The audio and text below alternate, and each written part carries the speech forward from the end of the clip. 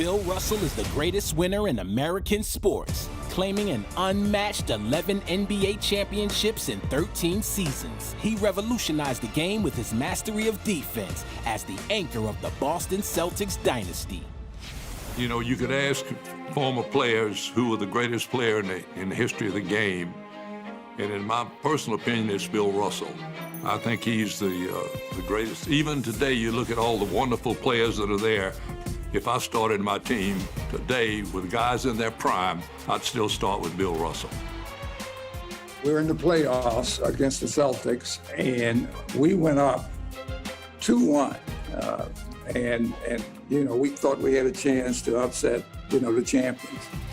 In one game, I got 44 points, and Russ came to me after the game and told me, don't you ever come into my area again. I'm gonna block every shot that you put up. I mean, and I listened to him. So I took jump shots instead of trying to drive to the basket. There's one thing that I'll never forget about Bill Russell. What a competitor he was. It's Game 5, 1967, 66, 67. We beat them for the championship. We're up approximately 20 points with a matter of seconds, 5 or 6 seconds left in the game. And Luke Jackson was going down for a layup. And I still can see Bill Russell chasing him down to try and block the shot.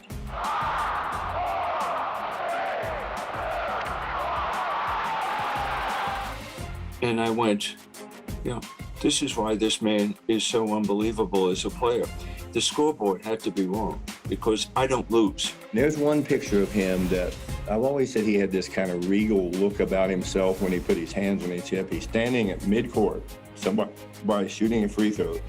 And I still have a picture of this, him standing and kind of leaning on one leg. And I said, oh my gosh, the king is looking over his fiefdom, okay? Senior writer Sean Powell, there's only one way to describe Bill Russell, the ultimate champion. The winner, 11 championships. What really stood out to me about his career is that he was undefeated in Game 7s. Now, he played 10 of them. He didn't lose. 5 of those Game 7s came during the NBA Finals. Imagine that. In 1962 against the Lakers, that game went in overtime.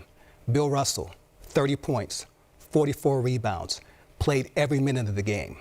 I think when you look at that game and that stat, that basically tells you all you need to know about Bill Russell and his impact on the game.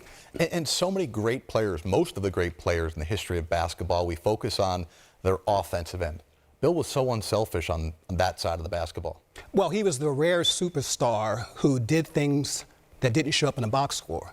When you hear that about players, you're like, oh, well, they're very limited in what they can do. But Bill Russell was a fantastic rebounder, fantastic shot blocker. Well, how many shots did he intimidate? How many times did he bail out his teammates? How many times did he make it possible to trigger that fast break that led to baskets? See, those are the things about Bill Russell that you're just not going to find on a stat sheet. And beyond that, too, he was a pioneer of the game.